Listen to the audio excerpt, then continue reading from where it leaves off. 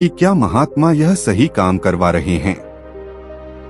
क्या किसी का घर तबाह करना किसी सिद्ध पुरुष को शोभा देता है? क्या वह महात्मा सच में सिद्ध पुरुष है या मुझे सिर्फ बेवकूफ बना रहे हैं? फिर वह सोचने लगा कि पहले मैं अपने काम को पूरा कर लेता हूँ, क्योंकि इसके बाद ही पता चलेगा कि महात्मा आखिर मुझसे ऐसा काम क्यों करवा रहे हैं। यही सब सोचकर वह रात में सो जाता है। अगले दिन सुबह उठकर फिर से वह उस पहाड़ी की ओर निकल पड़ता है। पहाड़ी पर पहुंचकर वह उसी जगह पर पहुंचता है जिस जगह पर उसने अगली सुबह उन चींटियों का घर तोड़ा था, और वह यह देखकर खुश हो जाता है कि वहां पर कोई भी घर नहीं था।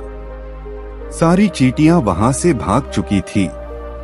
अब वह सोचने लगा कि अब मेरा यहाँ पर रोज रोज आने का क्या मतलब है, क्योंकि चींटियां तो अब अपना घर बदल चुकी है और महात्मा जी ने तो मुझे 7 दिन आने के लिए कहा था, लेकिन आज तो तीसरा ही दिन है। अब वापस 4 दिन आने का क्या प्रयोजन है?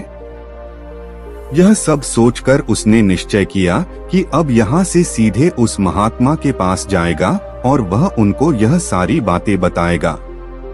वह वापस उस पहाड़ी से महात्मा की कुटिया की तरफ जाने लगा। तभी अचानक उसकी नजर एक और घर पर पड़ी, जो कि वह घर चींटियों का ही बनाया हुआ था, और अब वह चींटियां नए घर में रहने लगी थी।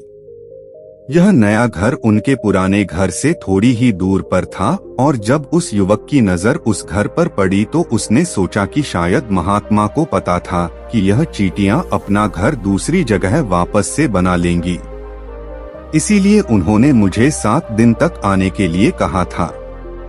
और यह सोचकर वह इन चींटियों का नया घर भी तोड़ने के लिए आगे बढ़ता है। जब वहां पहुंचा तो उसने देखा कि चींटियां उसी तरह अपने कार्य में लगी हुई थी।